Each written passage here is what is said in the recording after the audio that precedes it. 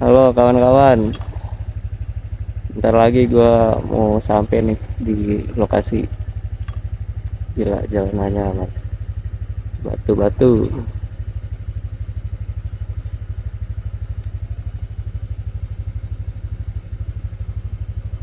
Sepi banget walaupun weekend tapi sepi.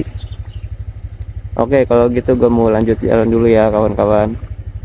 Nanti gua bakal videoin pas di tempatnya ya, di lokasi.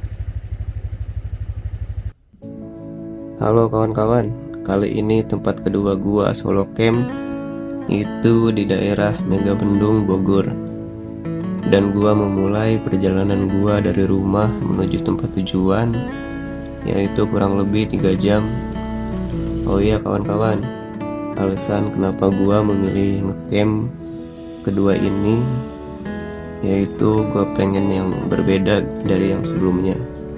Mungkin di video gua sebelumnya gua memilih tempat camp yang bernuansa hidden game dengan pemandangan aliran sungai dan pepohonan dan juga hutan yang rindang. Nah, kali ini gue akan sedikit berbeda dari yang sebelumnya. Dan gue memilih tempat ini karena gue ingin yang bernuansa campground dengan pemandangan gunung-gunung di atasnya. Dan juga view city light di malam hari. Oke kawan-kawan, selamat menikmati perjalanan solo camp kedua gue. Dan sampai jumpa di tempat campnya, oke.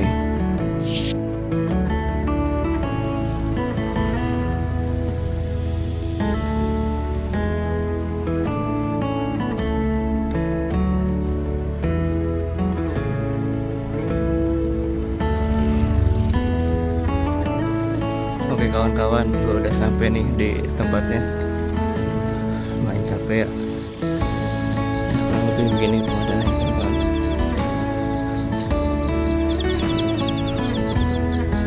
Walaupun weekend ya, tapi nggak terlalu rame sih.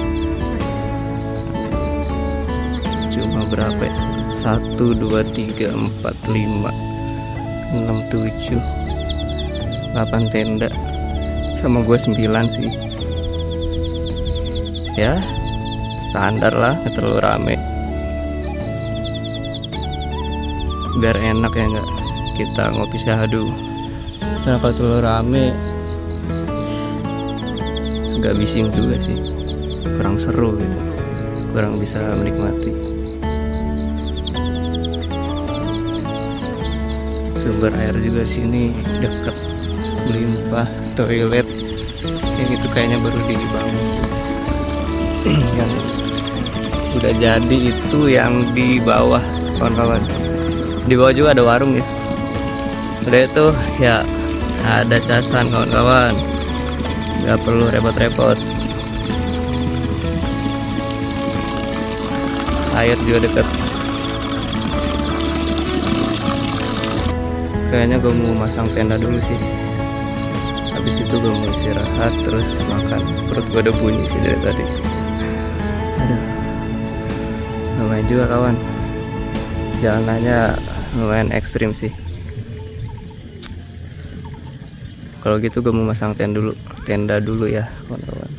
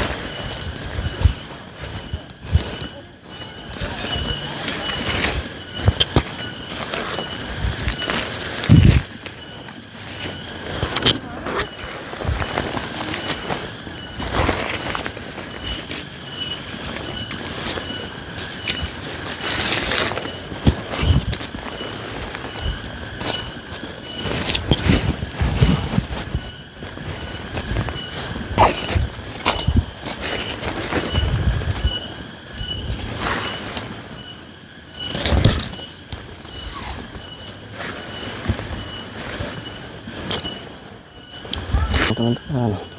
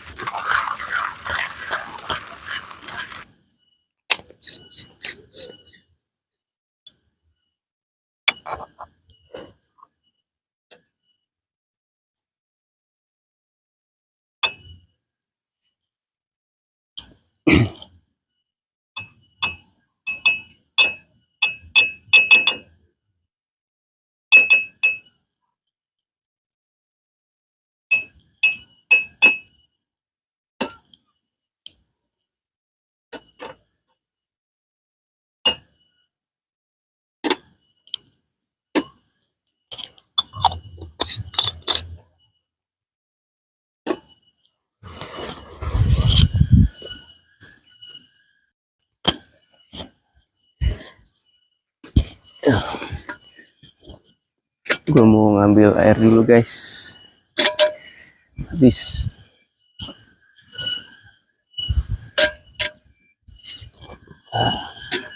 Untung aja dekat sumber airnya.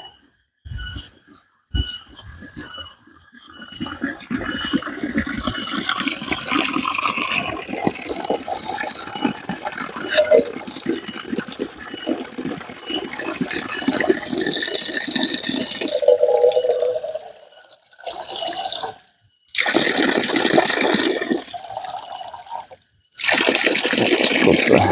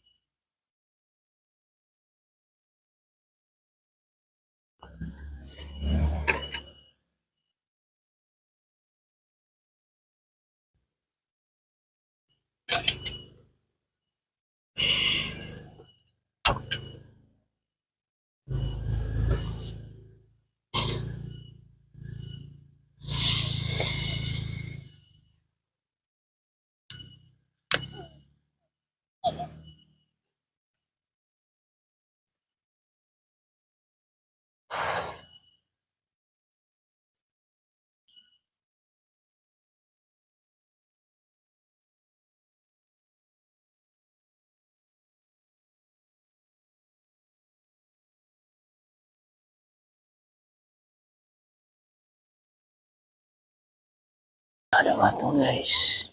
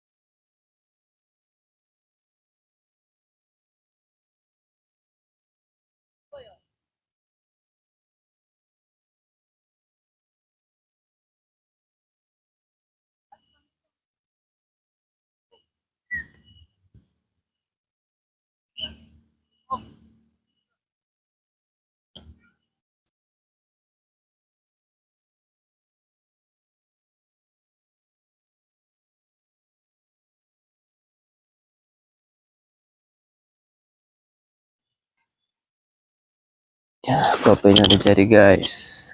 Waktunya kita ngopi syahdu.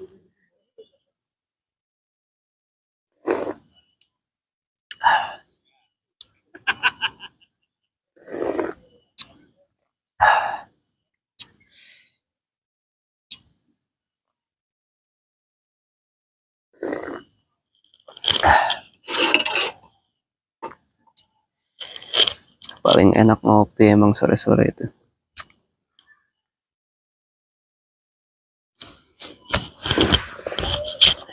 Udah makanan deh.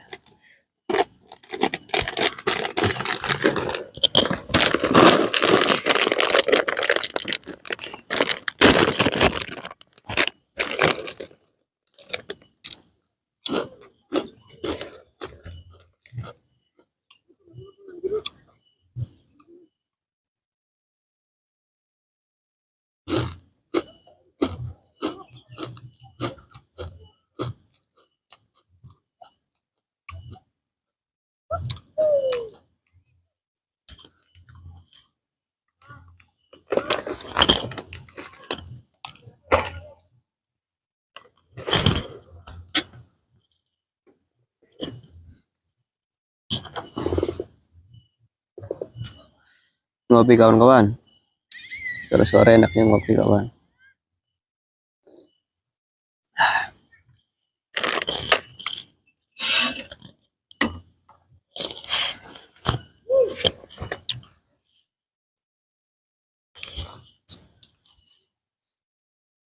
Kayaknya gue habis ini mau masak mie sih. Lapar soalnya. Tapi ada cemilan lumayan. Buat ganjel.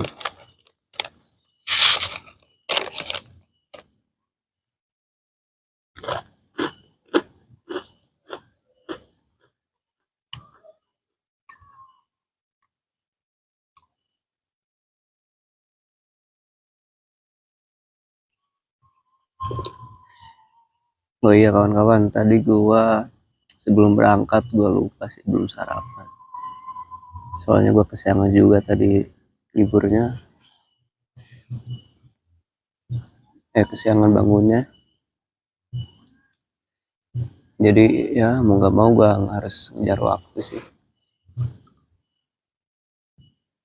Terus tadi gua nggak sarapan sih, gua ganjel pas di pertengahan jalan kawan-kawan. Ganjel pakai apa tadi, pakai coklat. Soalnya gua nggak mau yang ribet-ribet gitu. Asal bisa keisi aja gitu perut gua. Soalnya perjalanan jauh takutnya masuk angin ya kan. Dan sampai sekarang nih gue belum makan nih, lapar sih. Cuman ya nantilah gue mau nikmatin sore senja dulu sambil ngopi syahdu ya kan. Habis ini paling gue mau masak mie sih, kalau enggak goreng sosis apa nugget gitu.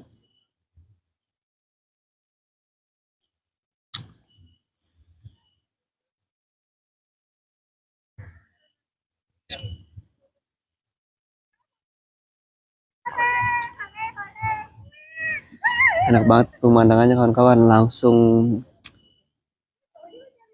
mengarah ke Gunung Gede Pangrango ya. Cuman gunungnya lagi ketutupan kabut kawan-kawan, jadi nggak terlalu jelas ya. Ya kurang lebih kayak gini kawan-kawan viewnya.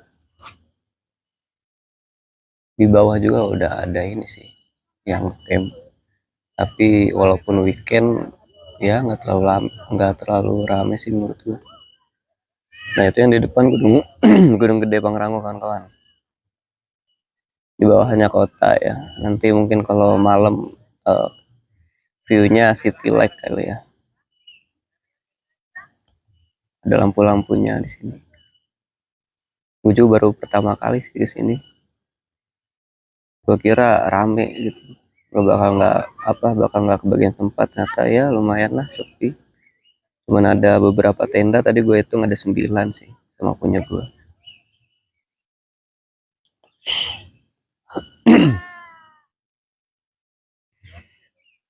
Ini sih kebanyakan camping sama keluarga ya, bareng keluarga gue lihat. Yang pasangan nggak ada. Kayaknya gue doang sih yang solo camping. Yang lainnya pada bawa keluarga. Udah itu enaknya. Nah ini kawan-kawan. Nah tempat casan.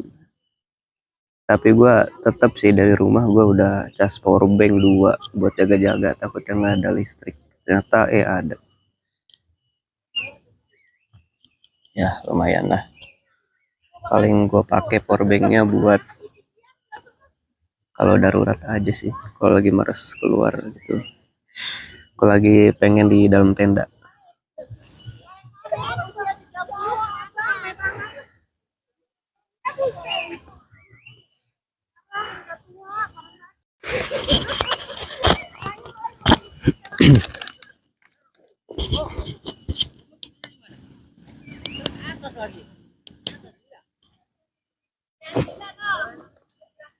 Oh ya kawan-kawan, di video gua yang kemarin kan gua pernah bilang ya kalau gua bakalan cerita gitu kenapa gua memilih solo camp gitu ya.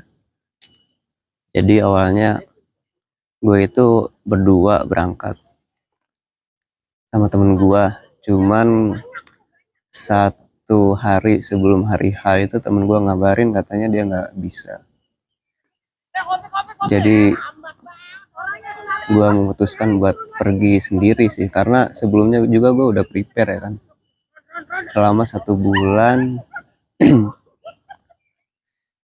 Gue udah prepare, gue udah belajar tentang camping gitu ya kan. Gue lihat edukasi, gue lihat edukasi, gue lihat konten-konten, itulah intinya mah, cara pemula gitu ya kan yang mau camp gitu. Gue lihat video-videonya, terus gue persiapkan juga peralatannya buat solo camp, apa aja yang dibutuhkan buat solo camp. Apalagi ya, ya intinya gue 1 bulan itu gue udah persiapan total sih. Jadi ketika temen gue ngabarin dia nggak bisa, ya gue tetap sih, gue akhirnya gue jalan sendiri. Waktu itu tempat solo camp pertama gue di daerah Sentul di Lembah Kaliandra. Di situ juga sama, tempatnya nggak terlalu rame ya.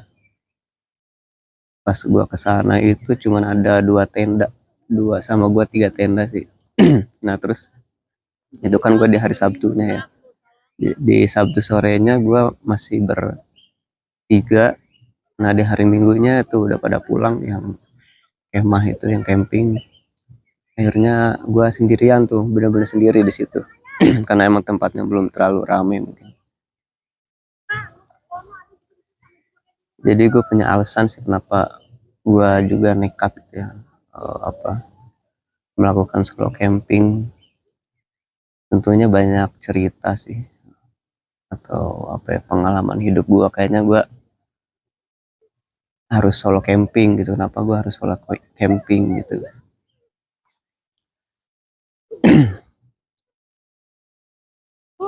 Setiap orang kan pasti punya masalah perjalanan hidup masing-masing ya. Dan gue juga punya gitu ya, pengalaman atau masalah yang gue alamin itu selama ini. Gue bingung nih, gue harus ngapain gitu ya kan. Ketika gue di, apa ya, ya gue didatangkan beribu-ribu masalah gitu, terus gue harus ngadepinnya kayak gimana gitu. Gue sambil merenung, kadang ngelamun juga.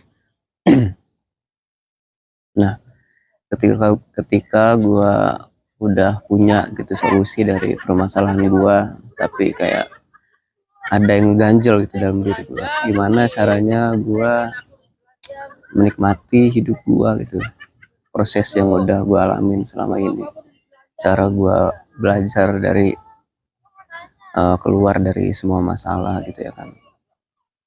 Kayaknya gue butuh waktu gitu buat merefresh diri, merefresh otak gitu. Karena selama ini ya yang gue alamin ya banyak banget itu masalah, entah itu di kerjaan, di rumah, di tongkrongan mungkin ada juga. Makanya gue memilih solo camp ini ya, juga gimana ya, gue bilang ini perjalanan spiritual gue lah gitu.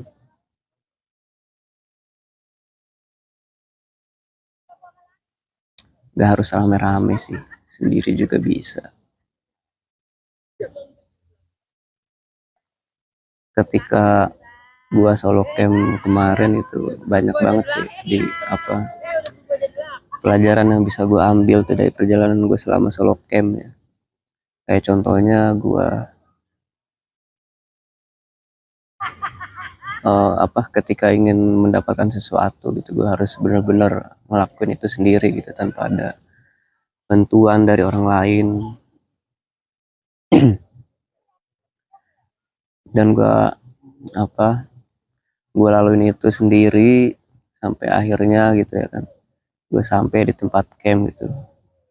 Perjalanan lika-liku itu gue hadapin sendiri ya kan, jalanan yang lumayan jelek gitu ya, bahkan ada yang ekstrim itu ya harus gue laluin sendiri gitu karena gue nggak ada siapa-siapa gitu, nggak ada temen, nggak ada orang di situ. Jadi gue benar-benar belajar sendiri.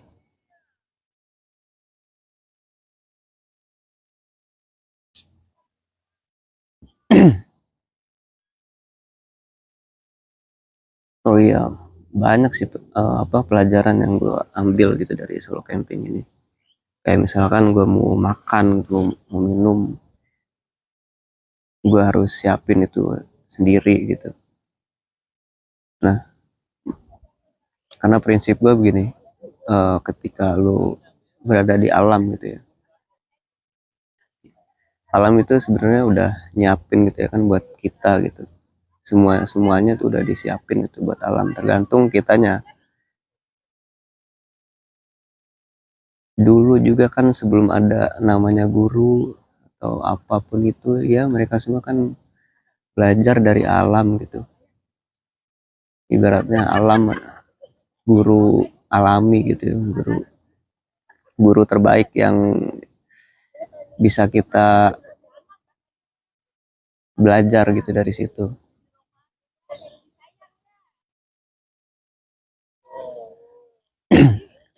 ketika gue mau minum gitu, alam udah nyediain air buat gue. Terus ketika gue lapar pengen makan, ya alam juga sama udah nyediain makan buat gue, kayak misalkan buah-buahan, terus kalau mungkin ada ayam hutan atau apa gitu ya kan.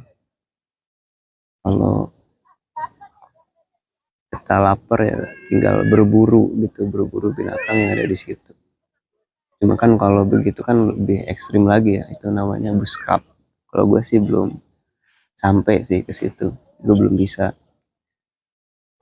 Solo camp ya paling gue bawa makan dari rumah gitu, bawa mie atau nasi.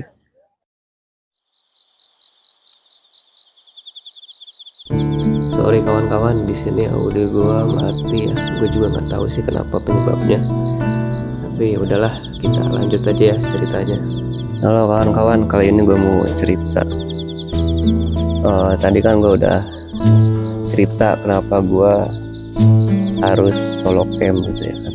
Nah, yang kedua kali gue solo camp, gue itu bareng teman-teman gue, ada 4 orang di situ. Gue terus ya temen gue ya berempat. Jadi ceritanya gue ngecamp itu masih di daerah Bogor juga, cuman beda tempat. Nah, gue udah nentuin jadwal sama mereka dan gue berangkat di tanggal 6. Itu gue ambil libur 2 hari, tanggal 6 sama tanggal 7 itu di hari Sabtu Minggu.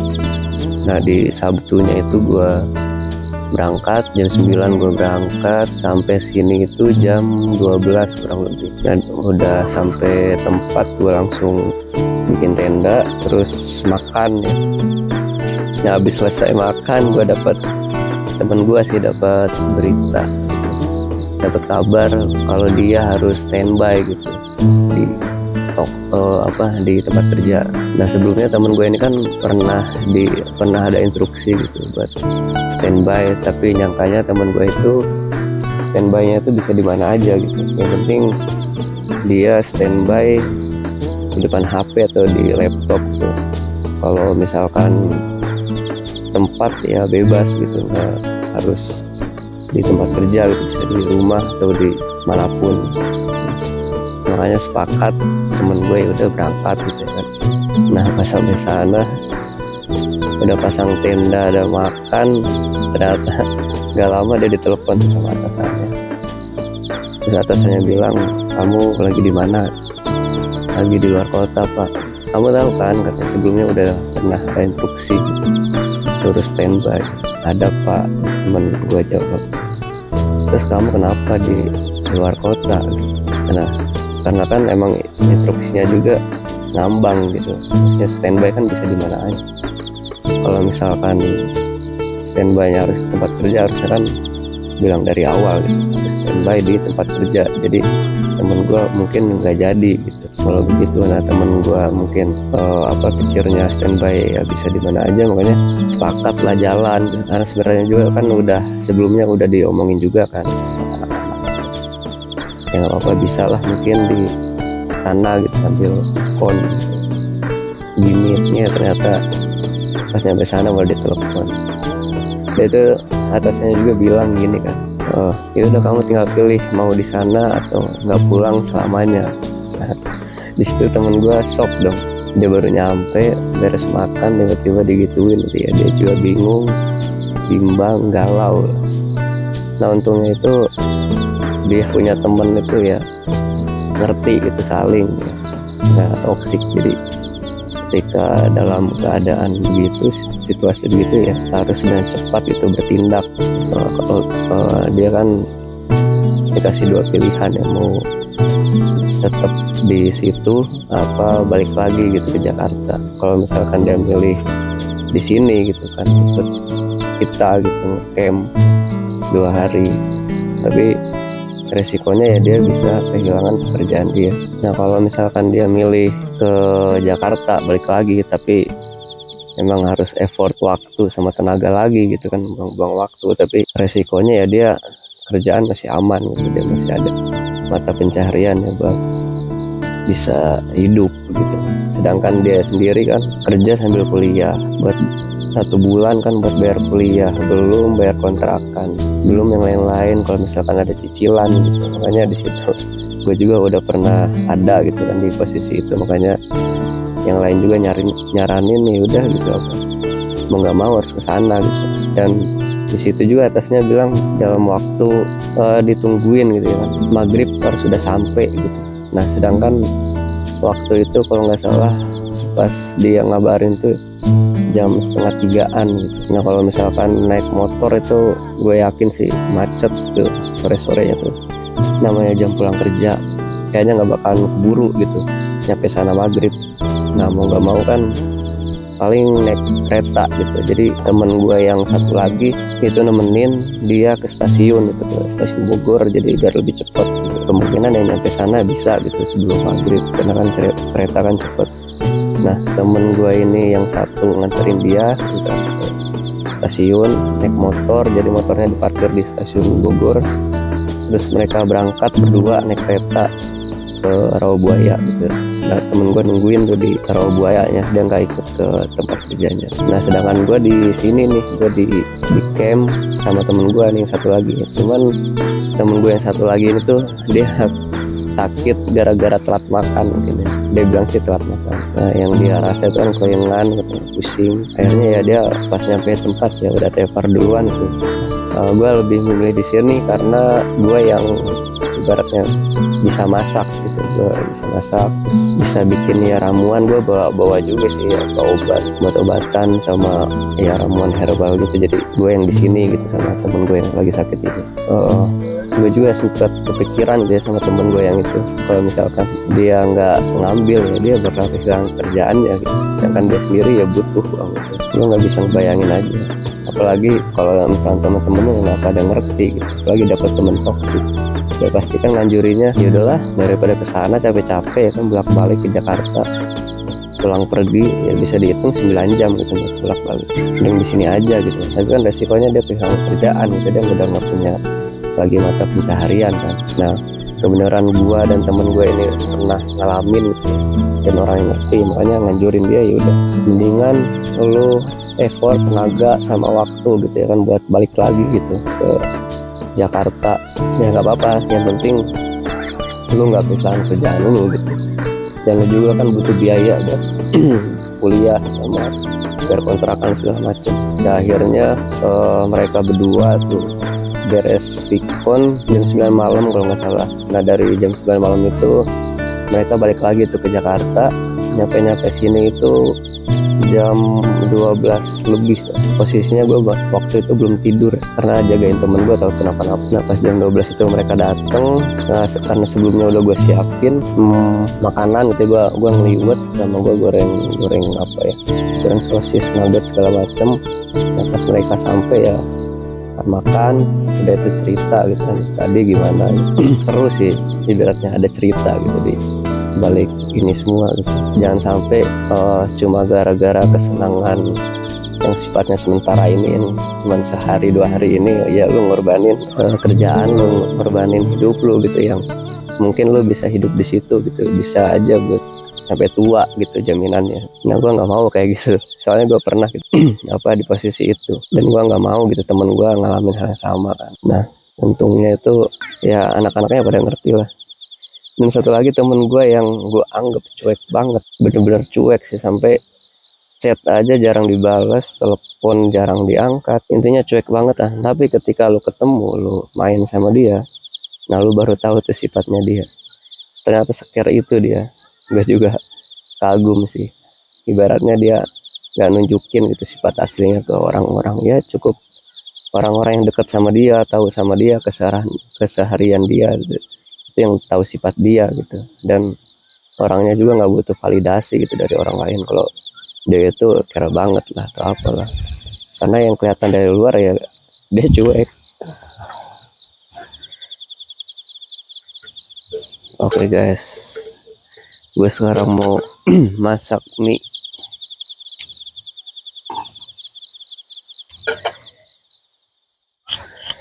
Tapi gue mau ngambil airnya dulu deh.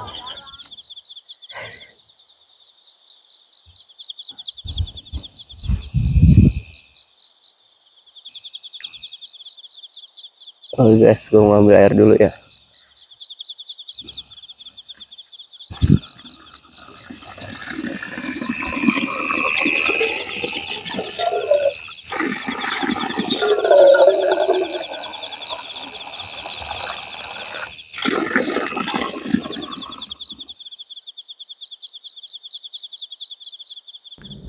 Sorry di sini audio gue mati, nggak tahu kenapa. Tapi gue mau lanjut cerita yang nerusin yang tadi. Dulu gue pernah nganggep gitu, pernah menilai seseorang itu dari covernya gitu. Yang gue lihat ibarat setelahnya rapih, terus orangnya baik, ramah, ternyata ya di belakang dia ngomongin gitu, di belakang dia ngomongin, dia toksik. Pokoknya udah kacau sih, karena gue cuma lihat covernya aja, ternyata di belakangnya ya begitu. Ternyata yang gue pikirin selama ini tuh salah sih. Kalau nilai orang itu jangan dari covernya, sebab yang gue rasain ya temen gue yang sekarang itu dia orangnya benar-benar cuek, tapi sekalinya ketemu, sekalinya main gitu, wah gila, dia sampai bela-belain banget sih ibaratnya. Ya pas kejadian itu aja dia nggak banyak cincong gitu, nggak banyak ngomong, udah ayo gue anterin, nggak banyak ngomong tapi action gitu. Salut sih gue sama dia. Kebanyakan orang-orang sekarang kan ya begitulah, pengen dibilang baik sama orang, pengen dipandang baik sama seorang gitu, dia nggak jadi dirinya sendiri gitu, malah jadi orang lain gitu ya kan, karena pengen terlihat baik gitu. Apa sih, butuh validasi gitu dari orang lain. Menurut gua nggak terlalu ini sih, ya nggak harus juga sih begitu, ngapain gitu. Kalau emang dasarnya baik ya udah gitu. Orang-orang yang di luar lu yang nggak lu kenal ya itu mah terserah aja, bodo amat gitu apa. Dan lu juga nggak perlu gitu, yang tahu lo baik ya orang yang kenal lu. Kalau yang nggak kenal lu ya biasa aja gitu, nggak harus lo di mata dia lo baik gitu, pura-pura baik apa segala macam.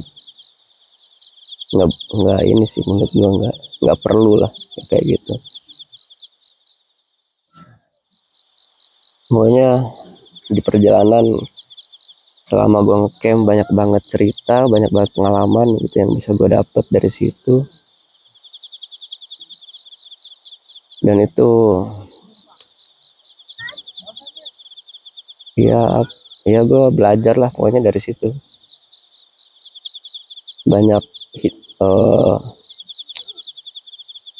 banyak yang bisa gue ambil gitu, banyak hikmahnya dari kejadian-kejadian itu, banyak yang bisa gue ambil gitu. Ngecamp itu nggak cuma sekedar ngecamp. Gue kira ya mungkin ya sebagian orang mungkin ngecamp itu cuma buat gaya-gayaan, solo camp buat gaya-gayaan, upload di sosmed segala macam. Tapi menurut gue ngecamp itu, solo camp itu nggak hanya tentang itu sih, nggak soal tentang itu gitu. Ada banyak cerita gitu di situ. Menurut gue orang yang berpikiran kayak gitu tuh ya orang-orang yang butuh validasi gitu dari orang lain. Jujur kalau gue sendiri sih nggak begitu, gue lebih kayak pengen ini aja gitu, apa, pengen nikmatin kesendirian gue gitu. Mungkin teman-teman ada yang punya cerita gitu atau kisah yang sama kayak gue, bolehlah komen di kolom komentar. Mungkin ada yang pernah ada masalah gitu dari kerjaannya, mungkin di keluarga, di pasangan, atau di pergaulan, bolehlah sharing-sharing. Ya kalau ada kesempatan ya mungkin kita bisa sharing sambil camp gitu ya kan, sambil ngopi syahdu.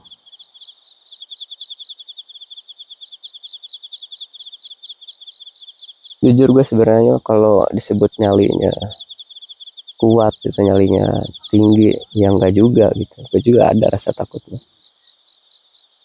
Cuman rasa takut itu ya gue simpen ya buat yang ini aja itu, yang bener-bener harus gue takutin tuh ada gitu, sebabnya ada.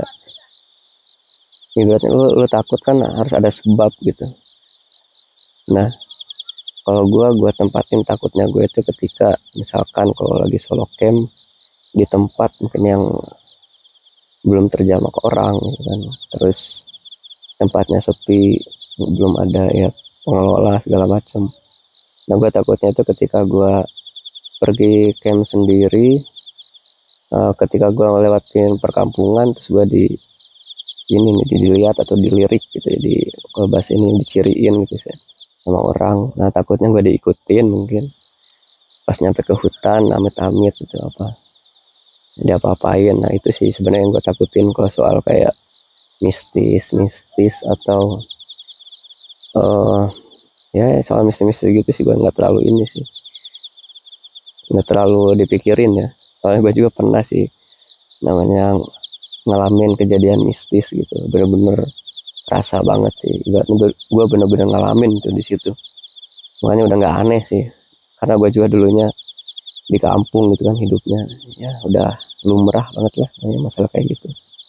Bahkan gue pernah sampai di tahap gue bener-bener diganggu gitu, keluarga gue diganggu sama yang begitu-begituan lah. Tapi gue di situ ya nggak diem aja, gue ikhtiar kan gimana caranya. Waktu itu gue nontonin channelnya Ustadz Muhammad Faizar tuh tentang kayak gitu tuh. Nah gue mulai belajar dari situ sampai akhirnya ya gue bisa di tingkat sampai sekarang gitu, apa bahwa yang begituan ya jangan takut gitu, buat apa, makhluk-makhluk begitu kan levelnya kan lebih rendah gitu dari kita. Kalau kitanya berani ya dia malah yang takut gitu. Sebenarnya hal yang gue takutin tuh bukan itu sih, lebih ke itu aja, ke orang-orang iseng lah atau apalah. Soalnya kalau ibaratnya ngecamp sendiri gitu, misalkan ada yang bilang emang nggak takut tidur sendirian, emang nggak takut kemana-mana sendirian. Ya sebenarnya ada yang ditakutin, cuman bukan ini gitu, bukan soal mistis. Intinya ya mungkin sama orang-orang yang iseng sih. Kalau bisa ya pagi sebelum pergi itu ya kita baca doa dulu atau pamit gitu ya kan. Lebih enak lagi kalau misalkan tempat itu ada yang ngelola gitu, jadi dia tahu nih apa, ada tamu di situ, ada pengunjung di situ kan, di data gitu. Kalau misalnya kenapa-napa kan enak gitu, bisa dicari misalnya nama kita udah terdaftar gitu, ini orang belum pulang misalkan kan, otomatis kan dicariin sama yang pengelola situ, sama yang ngelola. Gue belum berani sih solo camp ke tempat yang bener-bener di situ tuh nggak ada pengelolanya atau nggak ada yang jaga gitu. Ya takutnya itu sih diciriin sama orang-orang gitu, diikutin itu aja. Nah, kalau yang apa, kalau yang dikelola itu ya enak, kita dipantau gitu, jadi aman lah. Tapi kalau soal barang bawaan kita harus benar-benar safety sih, karena kan namanya orang, kita kan nggak ada yang tahu ya, takutnya gitu barang-barangnya entah itu hilang apa dicuri segala macam kan, kita nggak tahu. Buat antisipasinya ya kita juga harus jaga-jaga itu, entah di tendanya kita gembok pakai gembok yang kombinasi itu yang kecil, kan ada tuh yang sekarang tuh.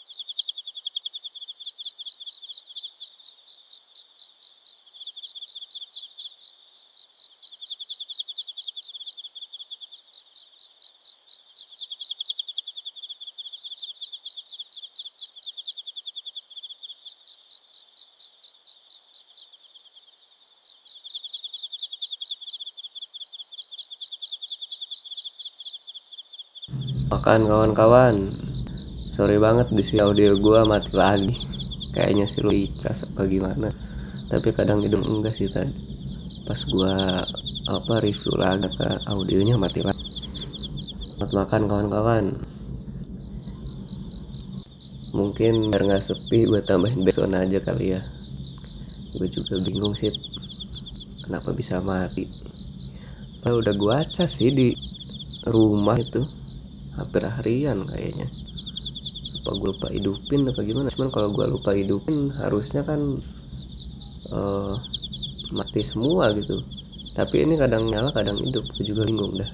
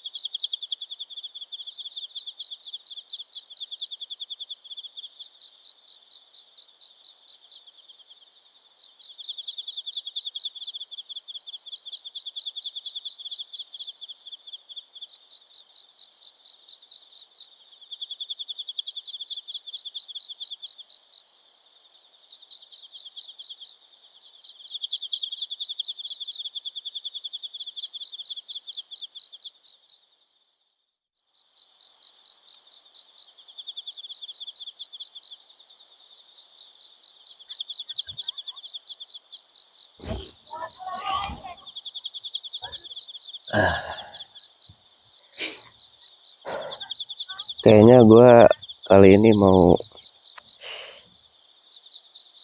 persiapan buat tidur kawan-kawan. Sebenarnya sih nggak ngantuk, cuman lumayan lemes aja sih. Mungkin gue mau istirahat dulu kali ya, rebahan.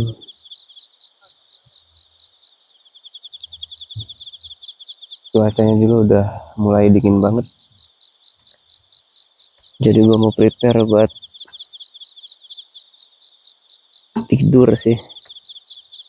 Semoga aja gue bisa bangun pagi-pagi ya buat lihat sunset.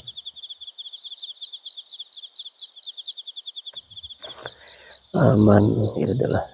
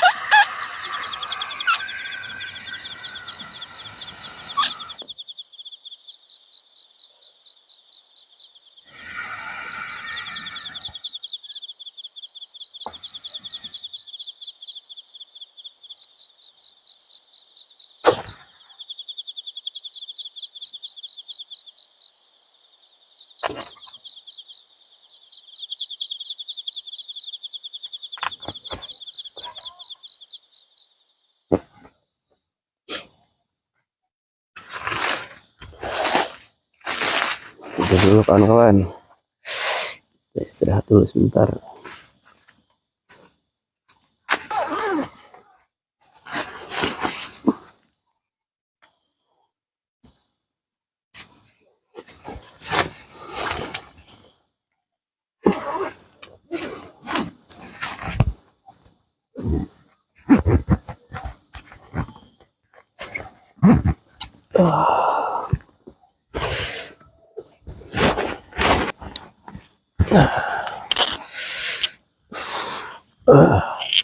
Istirahat dulu kawan-kawan.